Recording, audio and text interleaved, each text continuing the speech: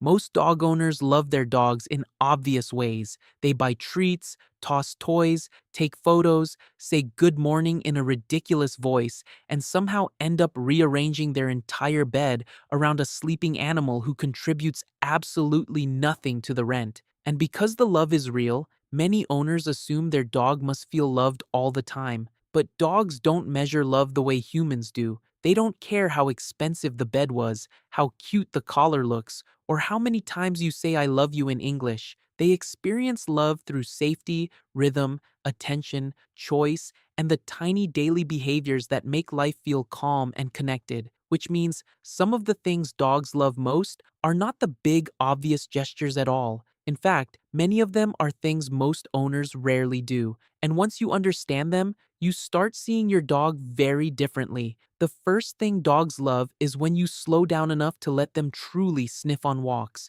To a human, a walk is movement. To a dog, it is information. Every patch of grass, every tree, every mailbox, every curb carries a whole layer of social and environmental data we cannot even perceive. Who passed by? Which dog was here? Whether something changed? Whether an animal was stressed, sick, female, male, familiar, unfamiliar. A quick sniff to your dog is not wasted time. It is reading the news, checking the neighborhood, updating the map of their world. But most owners rush walks like they are finishing a chore. They pull the leash, interrupt every pause, and mistake stillness for stubbornness. Dogs rarely get the kind of patient sniff time that actually satisfies them. And when they do, you can almost see the nervous system soften. The walk stops being a dragged routine and starts becoming what it was meant to be: decompression, curiosity, and freedom inside structure.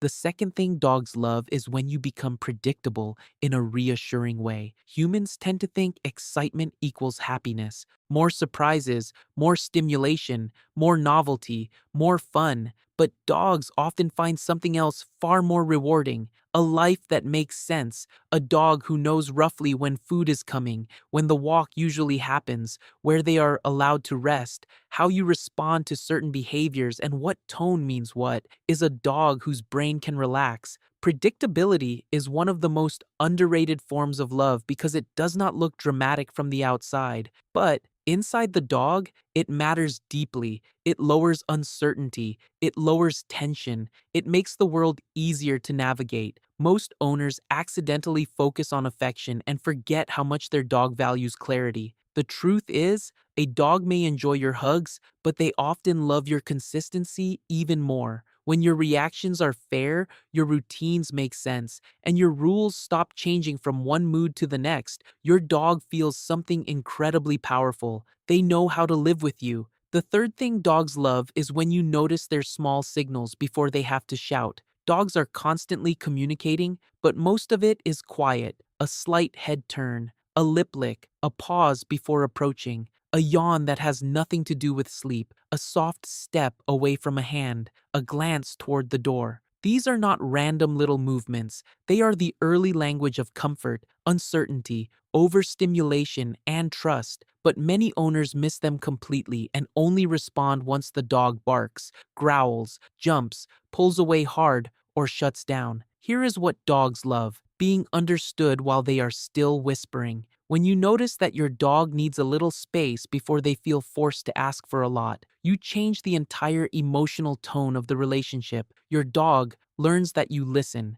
that they do not need to escalate to be heard, that their comfort matters before they become overwhelmed. Most owners rarely do this because it requires attention, not just affection. But to a dog, that kind of listening feels like respect. The fourth thing dogs love is being invited into calm contact instead of having contact forced on them. People often assume that because a dog is loving, they must always want touch. But many dogs value choice more than intensity. They would rather lean into your leg on their own than be grabbed in a burst of affection. They would rather settle beside you than be squeezed, kissed, and pulled into an emotional performance they did not ask for. This is why one of the most loving things you can do is make affection feel optional. Sit near them without demanding anything. Offer your hand and let them come forward. Pet them for a few seconds, then pause and see whether they ask for more. Let them walk away without guilt. That kind of contact feels safe because it respects the dog's participation in it. Most owners rarely do this because human affection is often invasive by default. We express love by moving toward. Dogs often experience love best when they are allowed to choose the distance first. When they do choose closeness under those conditions, it means more than people realize. The fifth thing dogs love is when you share quiet presence without turning every moment into a task. Modern dogs spend a huge amount of time being managed. Sit, stay, come here, leave that, wait, wear this, stop that. Dogs need structure, of course. Rules matter, training matters, boundaries matter. But many owners accidentally make the relationship feel like a long chain of instructions interrupted by occasional treats. What dogs often love most is the opposite kind of moment, sitting near you while nothing is required. No command, no performance, no excitement, just companionship, a shared piece of floor, a slow evening, the sound of your breathing while they rest nearby. These moments seem unimportant to people because nothing is happening, but that is exactly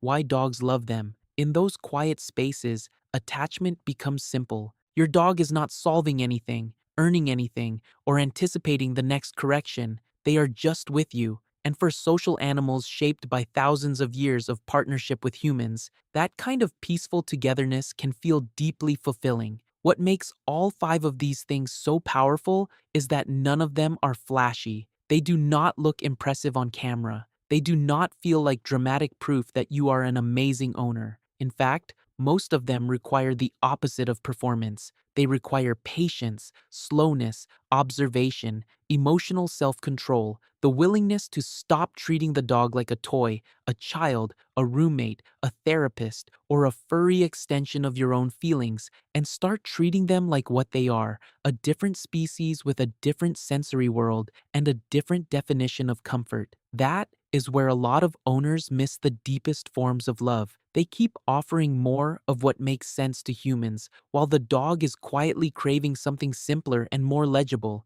And this is why these rarely done behaviors matter so much. Dogs are incredibly forgiving. They adapt to our schedules, our moods, our houses, our noise, our mistakes, and all the strange rules of human life. They keep loving us even when we rush them, confuse them, overhandle them, and miss half of what they are trying to say. But when you start doing these five things more often, something changes. Your dog does not just become more obedient or more affectionate, they often become softer, more settled, more expressive, more trusting in ways that are easy to miss if you only look for big reactions. Because what many dogs want most is not more excitement, it is more understanding. Let them sniff longer. Give them a life that feels consistent. Notice the quiet signals. Let affection be a choice, and spend time with them that asks for nothing at all. Those are some of the purest forms of love a dog can feel, and most owners almost never think to offer them.